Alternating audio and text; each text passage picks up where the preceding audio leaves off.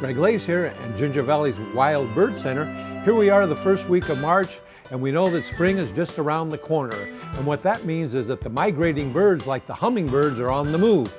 It's got not so much to do with the temperature as the lengthening of the daylight. And in a few weeks, we're going to be at the spring equinox, and then every day after that, the daylight's going to be getting longer and longer, and the birds will be coming in more and more. So those of us that feed hummingbirds, and maybe we want hummingbirds because hummingbirds are so beautiful to look at, so colorful, now's the time to think about hummingbird feeders. And of course, the Baltimore Oriole feeders at the same time. The Baltimore Orioles are on their way up north.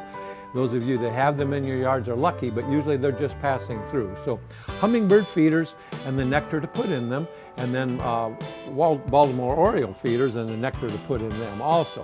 What I like to recommend this time of year is get some of these maybe more inexpensive little hummingbird feeders and place them in different areas of your yard, because you never really know where that hummingbird is going to feel comfortable at feeding. And of course, plants make a big difference. So when our greenhouse is open, our bedding plant greenhouse is open, we'll have plants that will attract the hummingbirds. We'll talk about those a little later. So a hummingbird feeder or two.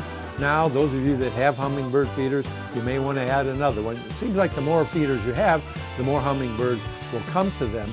And then the Oriole feeder, they're orange because the Baltimore Oriole seems to be attracted to the orange. There's even a feeder that you can put oranges in. A lot of people like to cut a fresh orange in half and put it in this feeder, or just put the fresh oranges out anywhere. So it's pretty to see the Orioles, but the hummingbirds is really what we want to talk about. Place your feeders where you want the hummingbirds to be, feed them the hummingbird nectar, and you'll have hummingbirds all summer long to enjoy. For Ginger Valley, this is Greg Lace.